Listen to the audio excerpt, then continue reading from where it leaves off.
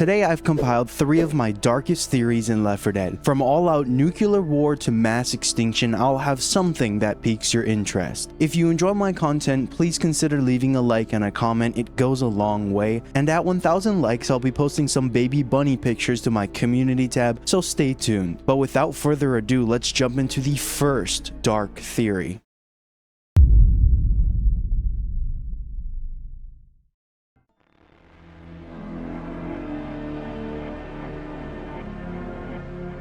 To understand how we get to something called the nuclear theory, we need to define the problem and motivations leading up to that point. Starting at the very beginning, throughout Left 4 Dead, there's an outbreak that gets labeled the green flu. It's the whole reason the infected exists and provides a premise to the game. The Left 4 Dead wiki describes the virus as the green flu, commonly referred to as the infection, is the name given to the unknown virus which caused the current in-universe epidemic. The virus turns the afflicted into a zombie-like being, making them incredibly homicidal. In rare cases, the infected will not turn and instead become carriers. Biologically, the flu seems to be a rabies-like pathogen, and CETA's designation of the virus as a form of influenza appears to be nothing more than a cover-up to avoid mass panic. The origin of the virus is unknown. Many people have pointed out the more nuanced differences between calling them infected versus zombies, but understand for the point of today's video, I might use the words interchangeably. A lot of people assume the world of Left 4 Dead is completely zombified, but the events of both games take place within weeks of the first infection shown by the Left 4 Dead 1 trailer, meaning a large portion of the world isn't even affected by the outbreak. As of right now, the infection resides primarily in the eastern United States. But has the government done anything to stop the infection? We can't just go from first infection to all-out nukes, right? And you'd be correct. Initially, CETA attempted to handle the outbreak. Well, who or what is CETA? CETA, which stands for Civil Emergency and Defense Agency, is a fictional US government organization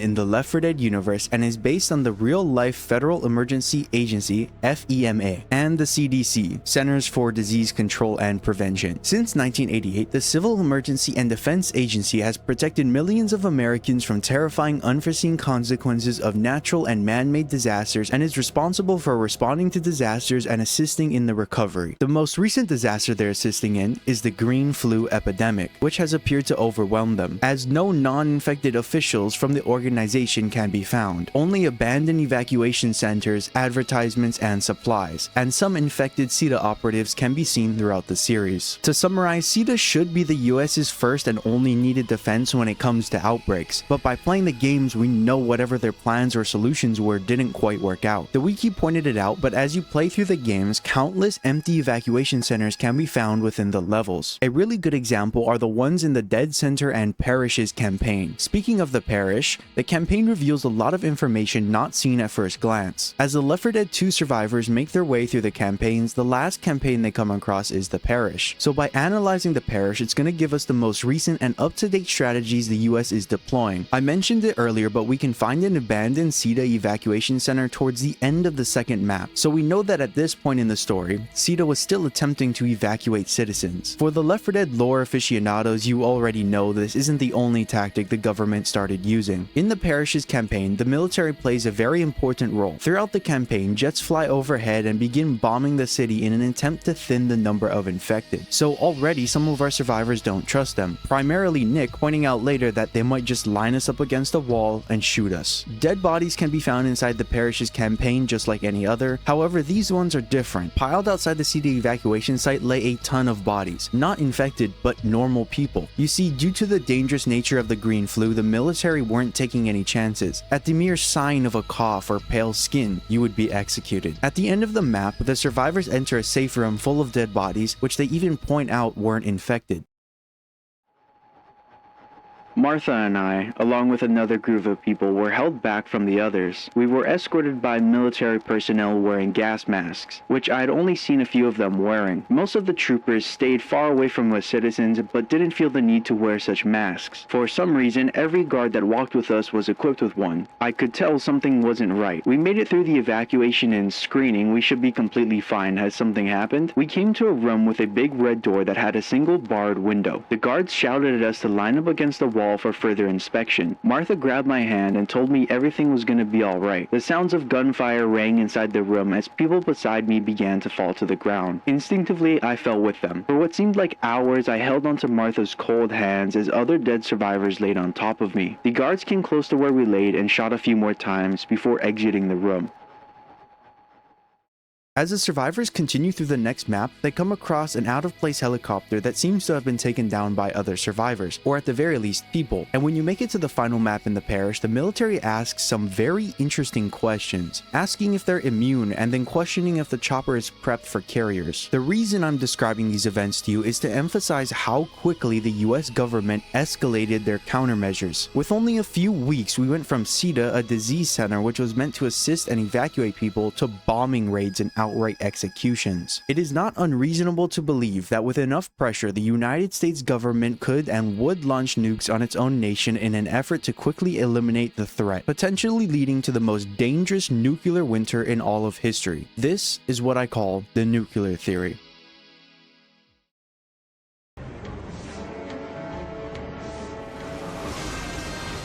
Nuclear missile ready.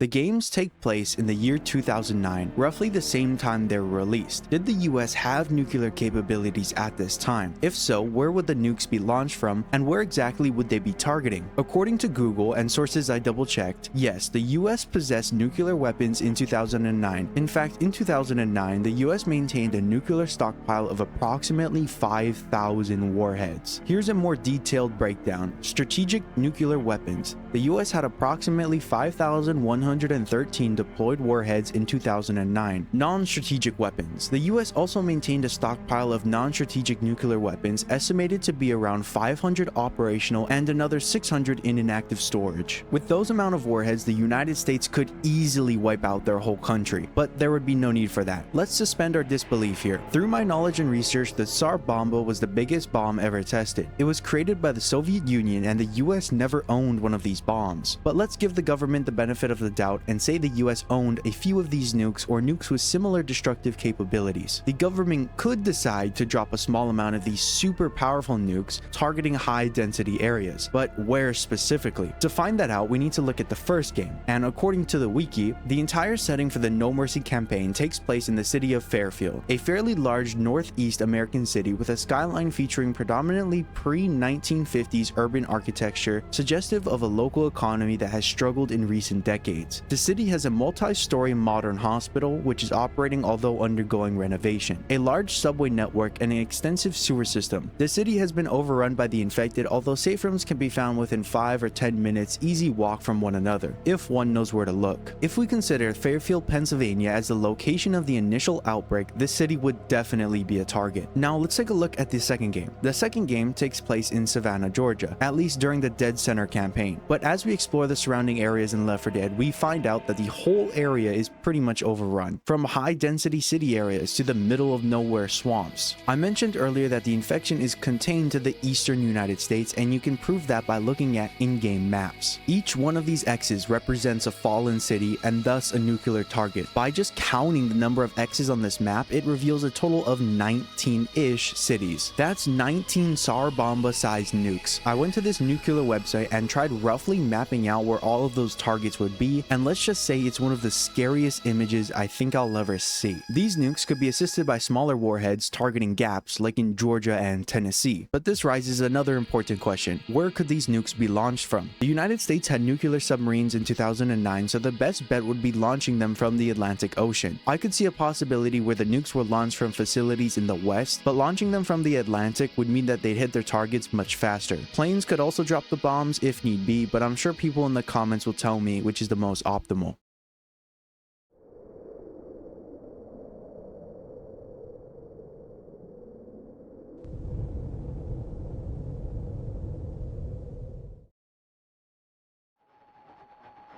My grandmother and I used to watch our television closely. The new infection in the East was on every channel, you couldn't escape it. She used to tell me stories of a sunrise that would bring an end to all the chaos, that one day we would awake to a brighter world. I remember it like it was yesterday. I met my grandmother on our porch where she drinks her morning tea. As we watched the sunrise, we noticed a second glow, almost as if the sun had risen again. But before we knew it, there were 20 suns that lit up the horizon, with a warmth that could pierce your soul.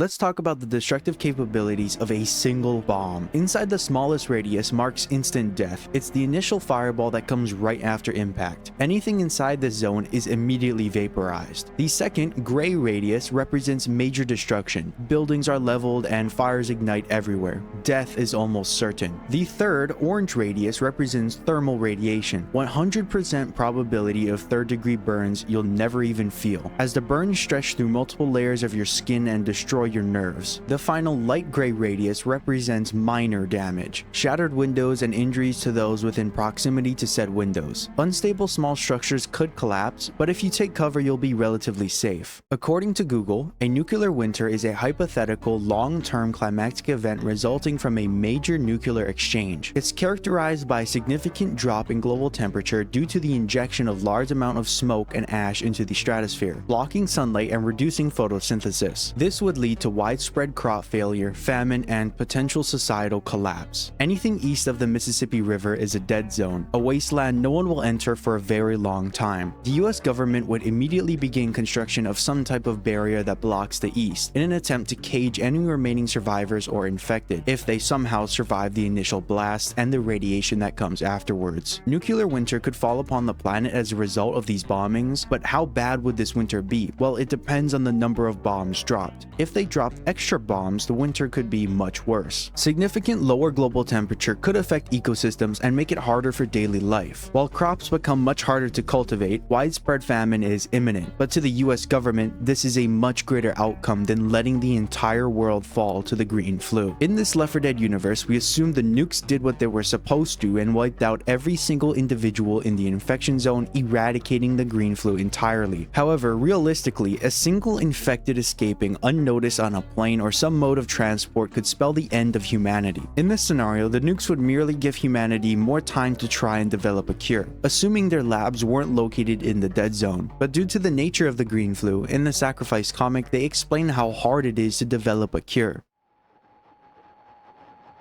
The virus defies anything we've ever seen. Sometimes it's airborne, sometimes it's not. It mutates daily. We're trying to cure it and we can't even pin it down. This theory also has another major problem. What about carriers? Well, for those of you who don't know, here's the wiki definition. A carrier, short for asymptomatic carrier, is a person exposed to the infection who appears to be asymptomatic due to a natural resistance to the symptoms but lack an immune response to degrade the disease. Without degradation, the person carries the disease in their body and can unintentionally transmit the disease to others. This renders carriers a threat to public safety. The carriers are on a similar boat as the infected. If even one of them are able to transmit the infection beyond the dead zone, it could be the end for everyone. If somehow, some way, a cure was able to be administered, the carriers would be able to freely reintegrate into society. However, I don't think that even in the best case, the military would allow survivors back in. Too much damage has already been done. Carriers would still most likely be executed. Even if carriers were able to reintegrate into society, a lot of people would still hate them. By reading signs on the nearby safe rooms, a lot of the other survivors have huge problems with carriers. A lot of the non-carrier survivors view the carriers as basically infected. I could see people also holding on to grudges for those carriers that did kill their family members, and then those people want to kill all the carriers. So by avoiding all that drama, the military could just easily kill them all. In the ideal world, nuking the East could stop the infection, and keeping any survivors away from the rest of humanity would be a must. How the US would begin repairing the dead zone or adventuring into it remains to be seen. Decades after the bomb drop, I could could see a black market opening up where people venture into the dead zone to extract expensive materials. It'd be a very interesting premise for a spin-off or a third game. I want you to walk away from this video with a few questions. Would you be able to burn the world? Could you sacrifice millions to save billions? Would you push that button? What if you were the person in charge of pressing that nuclear button in DC, knowing you, along with everybody else in the East, would die? Could you do that? For me, I like to believe I could. I'd sacrifice myself for a sunrise I know I'll never see, but that's easy to say.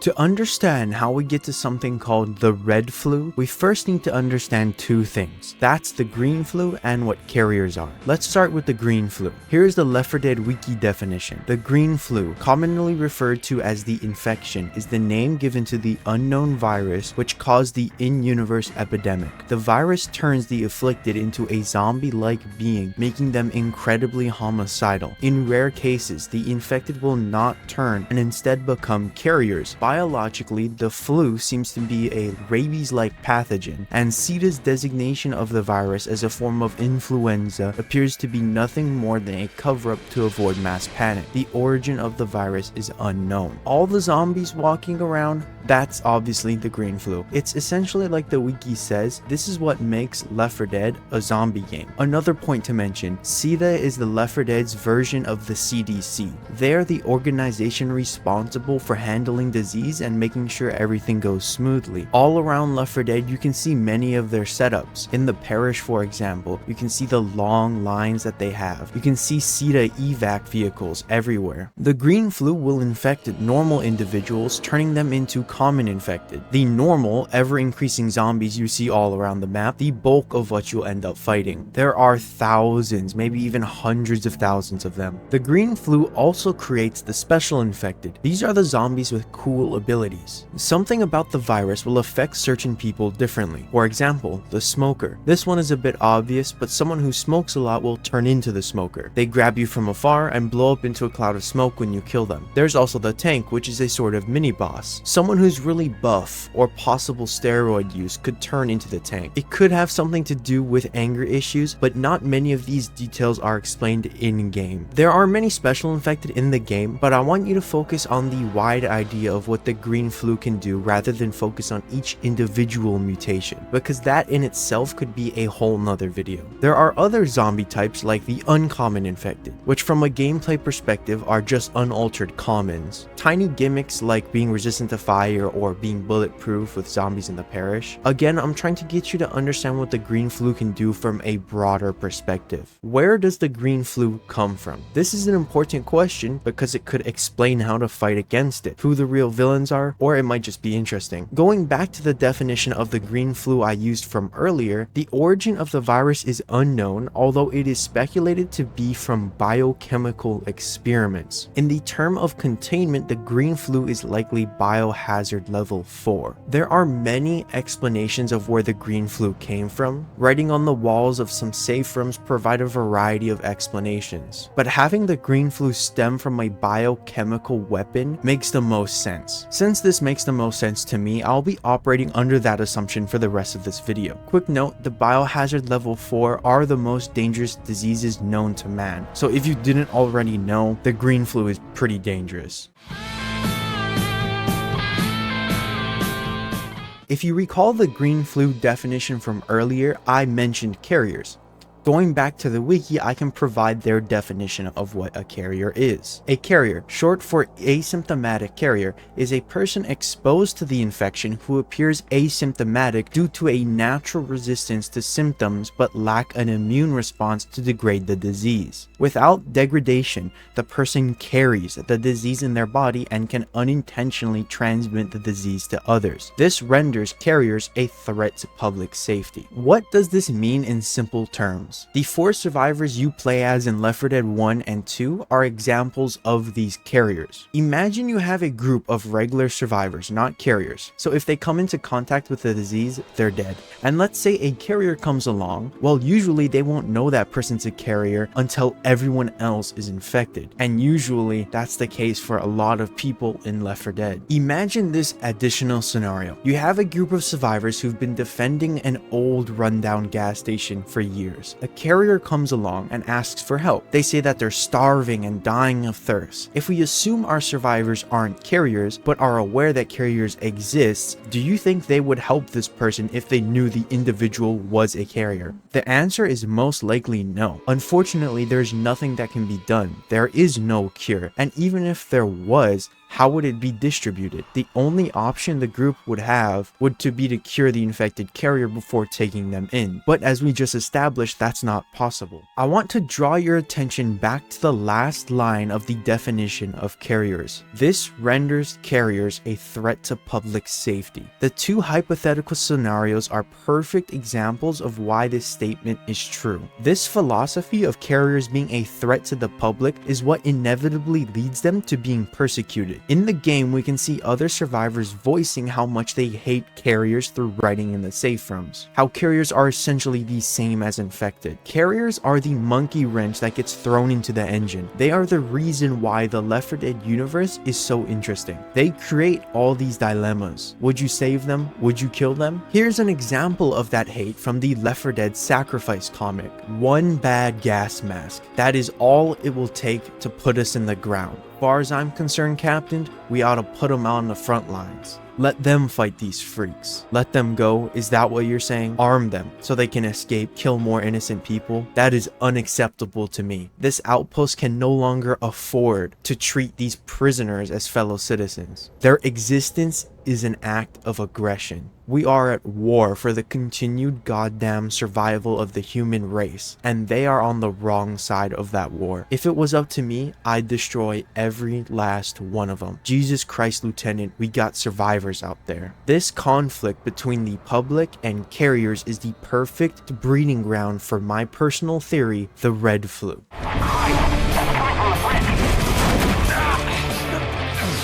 Now that you have an understanding of the green flu and what carriers are, we need to talk about my red flu. In simple terms, the red flu is a virus that only infects carriers, making it possibly more dangerous than the green flu. Because if carriers are the only key to a cure, then the red flu will be killing that key. This red flu, for the most part, is hypothetical, but I'll expand on that later. And it gets its name from doing almost the exact opposite of what the green flu does. That's why I named it the red flu. Now that we have the knowledge of what the red flu is, we need to discuss how it could be created. There are 2 ways. The first is that the green flu naturally adapts to infect carriers, and the second is the biochemical engineering of a new virus. This might sound crazy, but entertain the idea for the rest of this video. Let's expand on the idea of the green flu naturally adapting to what I call the red flu. We know that the green flu mutates rapidly. This is shown in the Sacrifice comic, as well as in the Left 4 Dead 1 cutscene. We see Bill examine a dead body and mention that they're changing.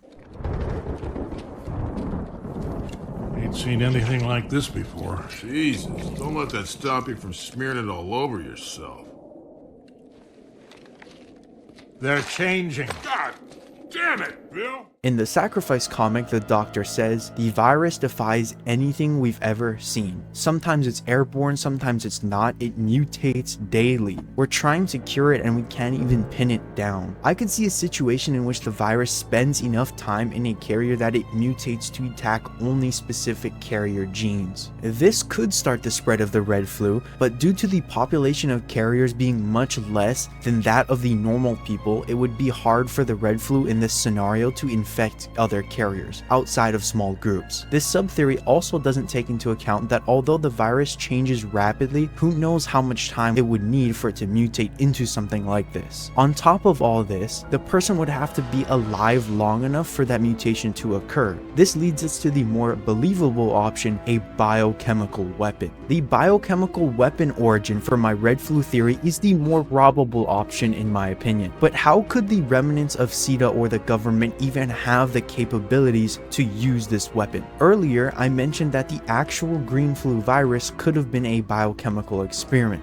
The government or CETA could have mishandled said weapon, leading to the spread of the infection, meaning CETA and the government would have the capabilities of engineering a new virus, one that works differently yet more disastrously. The Left 4 Dead wiki refers to a patient 0 in Mercy Hospital. Quote, "In the last parts of No Mercy on the 4th floor of Mercy Hospital, around the corner from the elevator surrounded by yellow biohazard tapes, there are multiple hallways and rooms. One of these rooms is made of glass. This quarantine room has several biohazard posters stuck on its walls. Inside is a corpse of a man laying face down in a hospital gown with blood around his mouth." This seems to hint that he was at least one of the first, if not the first, in the area to be infected, maybe even making him the original victim of the infection. However, this may simply be an infected person that the doctors believe that they could save. Once they failed to do so, it may have led to the inevitable spread of the infection within Mercy Hospital. This description of the initial spread could mean that the one individual accidentally came into contact with the green flu, or it was given to them by CETA or the government. This is important because we want to think about how CETA or the government could distribute a new red flu virus. Take this story from Ellis, for example. Through one of Ellis's stories, he explains that his buddy Keith went camping. The government used biological bombs around the campsite, hinting that the green flu could possibly be a biological weapon. Once again, this reinforces the idea that the green flu is a biological weapon, but more importantly, it shows that government/CETA has the capability to create a widespread infection rather than just infecting one individual like we see in Mercy Hospital. Another important fact is that the entire world of Left 4 Dead isn't infected. It's mainly the east coast of the United States, beginning in Pennsylvania. Here's another quote from the wiki. "The infection might not have crossed the Mississippi River, given that the infected most likely could not swim, containing the infection to the east coast of the southern United States. Some maps in-game showed the infection only in the eastern United States." This is crucial in understanding the present capabilities of the government during the course of Left 4 Dead 1 and 2. There are still major parts of the government that could and most likely are operating, and given that the infection is slowed by the Mississippi River, this could give the government enough time to engineer the red flu. If the government truly saw no way of saving anyone in the eastern United States, they could drop these biological bombs everywhere. Take the parish for example. The military is already bombing the city, and as the survivors explore the parish, they quickly learn that these explosives have little to no effect on the population of common infected. Basic explosives aren't going to do the trick, and there are still thousands that roam the city. It's got me!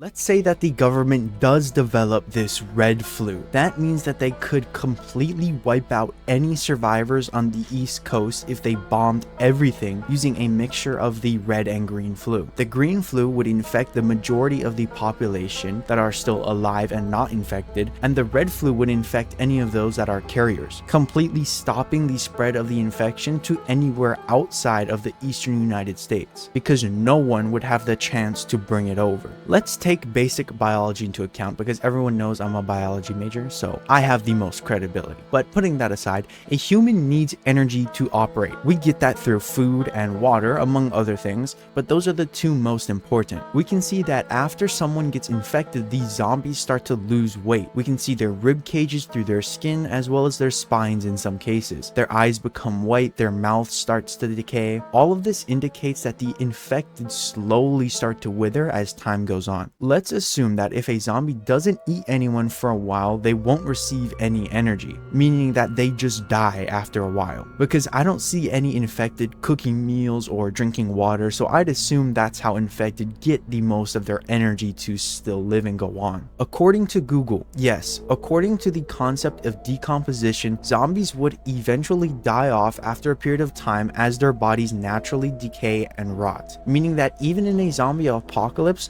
they wouldn't be be a threat forever. The time frame depends on the environmental factors like temperature and humidity, but eventually their bodies would deteriorate to the point where they could no longer move. This doesn't even have to necessarily be true, but if the government and or CETA believes this to be true, I could see them sacrificing half of the US population. After all, they seem to be willing enough to use the green flu as a weapon and might have already. So if I had to guess, they wouldn't be morally opposed to a solution like this. On top of that, certain parts of the military are already keen on killing them, as I showed you in the Sacrifice comic. All you need is one of these individuals in a high rank of the government or CETA and there goes the bombs. You might be thinking why I didn't make this red virus theory infect and kill other infected, ignoring how viruses work and the fact that zombies are already decayed. Well, there's a simple answer. Carriers still exist, meaning that as long as they do, so does the virus. Is there any evidence of the red flu existing in the Left 4 Dead universe? This is a very hard subject to find evidence for. After all, it's just a theory. We could infer that parts of the government are working on some sort of solution, if not the red flu. However, in the Sacrifice comic, the doctor says that he cannot make a cure due to its rapidly changing nature. He then goes on to say that when the head of the military base or whatever official finds out, he's dead, because that doctor in the Sacrifice comic was also a carrier. There's multiple military bases that could serve as the origin point of the red flu. However, in the context of what we know as canon, they're most likely overrun by the infected already. Millhaven was the military base in the Sacrifice comic. We know that one was overrun. One of the more possible places it can originate from is Outpost Echo.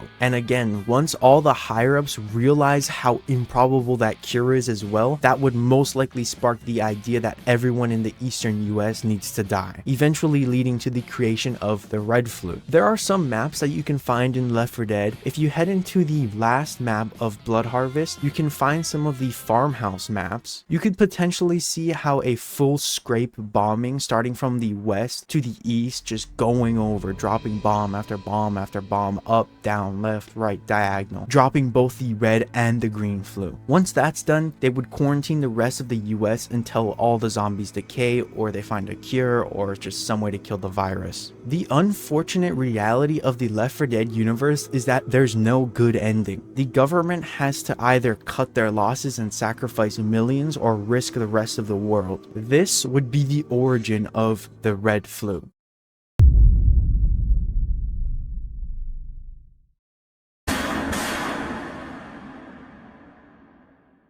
Before we talk about how I believe the zombies in Left 4 Dead will all eventually wither away, we need to take a look at the green flu in terms of it being a virus. I'll be operating under these notions for the rest of the video. The term virus is a very important thing to remember. The green flu, commonly referred to as the infection, is the name given to the virus which caused the current in-universe epidemic. The virus turns the afflicted into a zombie-like being, making them incredibly homicidal. In rare cases, the infected will not turn and instead become carriers. Biologically, the flu seems to be a rabies-like pathogen, and CETA's designation of the virus as a form of influenza appears to be nothing more than a cover-up to avoid mass panic. You might be asking, why did I go over the definition of the green flu? I thought we were going over how it acts like a virus. Well, I want you to pay attention to a very specific part of this definition. The virus turns the inflicted into a zombie-like being. That's going to be a very important thing to remember, and this comes from the official Left 4 Dead wiki. Now, looking at how a virus works, take this excerpt from Pfizer. Once a virus gets into a host's body, it travels along the surfaces of cells until its proteins begin to bind with receptors on the cells. The virus and the cells then fuse, allowing the DNA or RNA inside of the virus to enter the cells where it begins to reproduce. If enough viral matter is able to penetrate the host cells without being deactivated by the host's immune system or other antiviral mechanism, infection begins in earnest. This is a very simple definition of how viruses work, and I think we can all agree on this. Where the tricky part comes along is in looking at a fictional virus like the green flu, because at the end of the day, it's fictional, right? So if it isn't absolutely clearly explained how it works, a lot of confusion could arise. To describe the green flu, the wiki also brings up rabies, a real-world counterpart of the green flu and the closest virus I can compare it to, so that's what I'll be doing. Well, what is rabies? Rabies is a deadly virus spread to people from the saliva of infected animals. The rabies virus is usually transmitted through a bite. Animals most likely to transmit rabies in the United States include bats, coyotes, foxes, raccoons, and skunks. In developing countries, stray dogs are most likely to spread rabies to people. Once a person begins showing signs and symptoms of rabies, the disease nearly always causes death. For this reason, anyone who may have a risk of contracting rabies should receive rabies vaccinations for protection. Up until this point, I've shown you enough definitions. Now I want to talk about how the green flu acts almost exactly like rabies. Take this scenario for example. Let's say we have an infected individual, and as shown in the Sacrifice comic, the green flu mutates rapidly, so let's generalize how it's transmitted. That's going to be through saliva, blood, coughing, as well as similar actions. It could be airborne, but as shown in the Sacrifice comic, again, sometimes it isn't, sometimes it is. But when that infected person bites a non-infected individual, the green flu virus spreads throughout their body, eventually infecting them. An important note to make is that they're referred to as infected within the Left 4 Dead universe. However, that doesn't mean anything special when you look at their behavior. After a certain amount of time, that usually being very quick, the individual is now infected with the virus, having spread all throughout their body. After said individual is infected by the virus relies on the host organism to live, correct? Meaning that an organism has to stay alive in order for the virus to transmit itself. That's how viruses keep themselves alive. However, the organism, in this case humans, need to eat and drink water in order to live. Infected within the Left 4 Dead universe do not eat or drink anything. You could argue that they might get some nutrients after biting/eating people, but a majority of the infected population wouldn't get enough sustenance to keep their host's body alive. This leads into what I call the withering.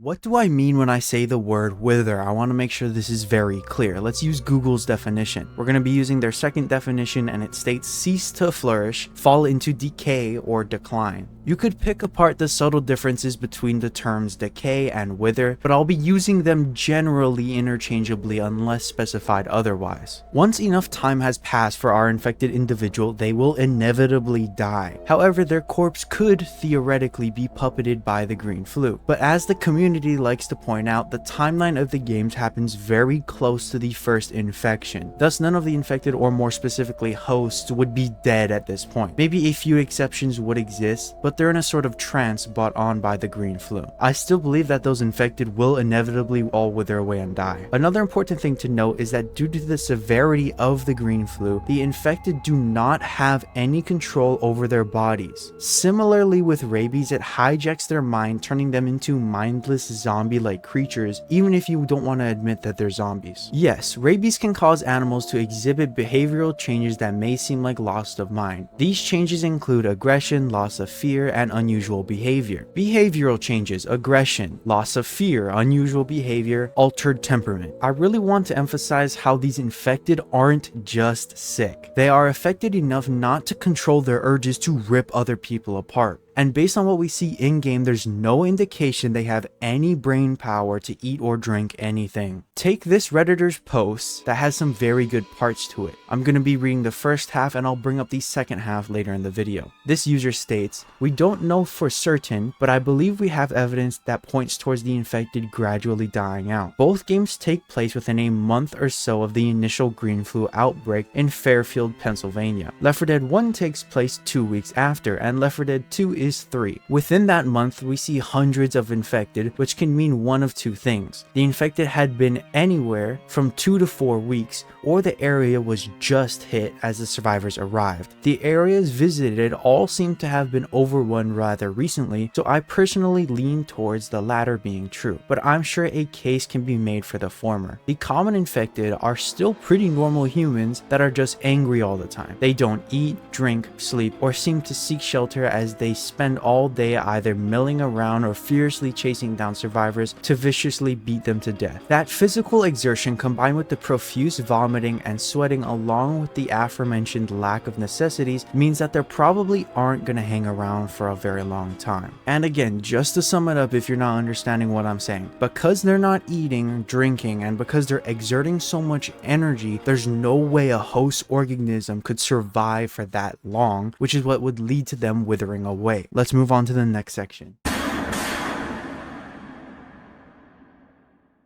I want to move a little bit away from my other video and try to focus more on the withering theory itself. Earlier I mentioned how even if the host dies, the green flu could, keyword could, have the potential to puppet the host's body. Think of Half-Life, how the head crabs jump onto people and control their mind. It's the same concept but with a virus. There are a few details that are different, but I think you understand what I'm putting down. Let's say after a period of time the host dies. If we ignore how viruses actually work for a moment, and we assume the green flu has the power to operate these corpses, that could spell a very dangerous scenario. This is of course if we are under the assumption that they aren't going to wither away and they would somehow have to live. That's why this would apply. There is of course a problem with this. Even though we assume the green flu has the capability to operate a corpse, that corpse will still decompose after a while. And at this point, they almost exactly fit the definition of a zombie because now they're undead. So it's kind of hard to explain because if you have a withering, that means they turn from infected to zombies. And even if this were to happen, I mentioned earlier that they would still all die because the body would start to decay so badly their arms and legs would begin to fall off, making them immovable. Add on to the fact that the green flu would have an infinite amount of energy source in a sense. Energy needs to come from somewhere, like I was trying to make with the point earlier by bringing up food and water. And now that our individuals are actually dead, there's a 0 chance of them eating and their bodies would need to consume energy. However, the virus is still inside of them somehow. You see, when you start to pick apart actual zombie scenarios, they begin to fall apart because of these basic biology concepts. If we ignore for a second that this is a fictional video game, if the infected were to turn into undead, they would wither away a lot quicker than if they were just withering away while infected. I mean, you could argue about this for days, how zombies never take damage or they never wither or they never do this, but in the terms of actually looking at their biology as an infected rather than an undead, it makes sense that the infected would wither away. And even if they don't become undead, that still means that the infected will die, meaning that that zombie or that quote-unquote infected is now immovable, they're gone, they're out of the equation. A point about the special infected also needs to be made. How do they tie into all of this? How does something like the tank exist for more than a couple days? That amount of mass and muscle will consume an ungodly amount of calories per day, yet we established they don't eat anything. This would be even more true for a tank who doesn't seem to care about preserving the body of its victims, opting to smash them to pieces instead. If you try to look at a question like,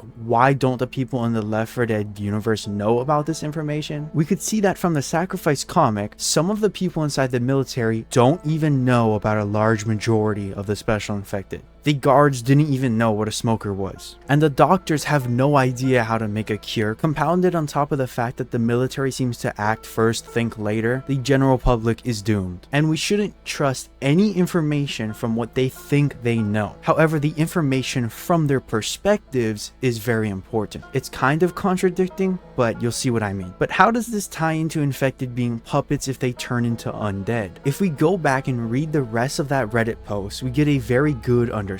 The special infected do present an interesting case as they suggest the infected can survive long enough to mutate. Although this may be an effect of the virus itself mutating, there's also the issue of their deformities. Physical exhaustion aside, each special infected seems like they can easily kneel over because of their mutations. The smoker might grow into a cancerous mass of tumors, the spitter will dissolve herself, the boomer might just burst on their own, and the charger's head is already caved in. So it's a matter of time before one bad charge too many times does him in. The tank is likely the biggest example of the infected dying out with time, as he is shown to eventually die from anger after not attacking for long enough, likely a result of his heart just giving out on its own, the hunter, jockey, and witch are probably the only special infected whose mutations aren't a ticking time bomb. But natural causes are still bound to creep up on them eventually. Though I believe we do have a 28 days later scenario on our hands, I admit that I could be wrong. There may be pieces of lore to disprove this. Perhaps the green flu mutates so the host body can survive far longer than it should. Maybe some of the things I listed were for the sake of gameplay.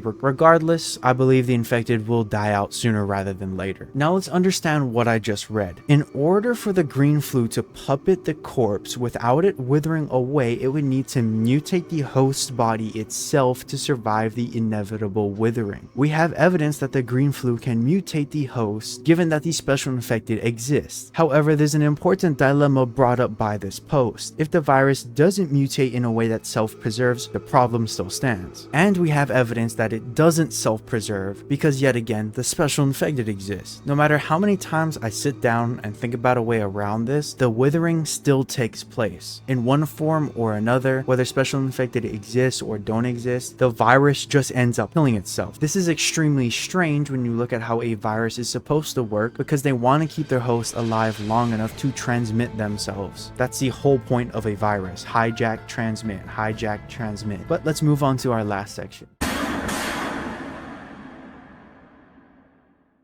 Before we check out in-game evidence, I need to talk about carriers for a second. How do carriers play a role in this withering theory? Short answer, they're not going to wither away and they aren't affected by what I've been talking about. You have to remember where the withering originates from. That's from eating nothing, resulting in death, which leads to decay, etc, etc. Since carriers, who are immune people which carry the virus with them, have control over their mind, they presumably drink water and eat food. Take the two sets of survivors you play as, for example. While we don't see them literally eating or drinking anything, and that could be for gameplay reasons, we could assume that they do so between maps. So like I said, this withering would not affect those types of individuals. I want to make it very clear, if I've not made it clear already, the withering doesn't come from you just being infected. It's because those infected don't eat. They don't get that sustenance, like I've explained many times in this video. I'm really trying to hammer that in if you couldn't tell. While I established earlier that in terms of the timeline, it might be too early to get any victims of the withering, I believe this to be more of a reason why large numbers aren't dying out. However, a few individuals that were infected very early on could have succumbed to the withering. All throughout Left 4 Dead 1 and 2's maps, you can find dead infected everywhere. Some are more obvious than others, and are even pointed out by voice lines by the survivors. For example, in the parish, in one of the safe rooms, the survivors can point out that the pile of dead bodies were not people that were infected, which ties into more of the lore of the parish, but this is a perfect example of the reason being explicitly told to the audience. However, there are a lot of dead bodies that don't get the same treatment. Does that mean they were all subjects of the withering theory? No, of course not. If I were to choose two maps that would most likely have evidence of dead bodies that could have succumbed from the withering theory, I would say probably Swamp Fever and Hard Rain. What do these two maps have in common? They are both extremely secluded, meaning that even if infected individuals were to somehow eat or drink anything, they don't even have the supply to last for so long. But remember, I do believe that they don't drink or eat anything. Let's look at Hard Rain first. There's many dead bodies in and around the sugar mill that you could speculate came from this withering. However, there is no concrete evidence. If we take a look at some of these bodies, we could infer what happens by using contextual evidence. But some of the bodies that don't have any major wounds or evidence of a fight could very well be withering victims. Someone in a previous video pointed out that Hard Rain's campaign is one of the brighter ones. People came together and held out at the gas station. Along with the sharing of gas at the gas station, the vibe of the rain clashes with that idea. Combine that with the fact that many of these people could have all withered away makes it such a sad tale. Even the best of people get the bad end of the stick. Now let's look at Swamp Fever. The shanty town, along with the guarded base later on in the level, have a bunch of interesting scenes. There's this one area where someone got killed or bled to death and was dragged from their bed. The shanty town has a surprisingly small amount of bodies in the area, area. We know zombies wander. Could it be possible that the people of this town wandered away and succumbed to the withering later on? Again, concrete evidence is very hard to find, but that's what makes theories like this and one similar so interesting to me, is that the amount of wiggle room we have. Think about it, most of Left 4 Dead's storytelling is through the environment, so things that are physically there are important, but things that aren't there are even more important, because those things spark wonder and inspire those who care to think. To sum up this theory, once a person becomes infected, they have a certain amount of time before they start to wither away. This withering is similar to starvation or degradation in terms of the host's body due to their mental state brought on by the green flu. This withering could be seen as a solution to the virus, but in my opinion is inevitable.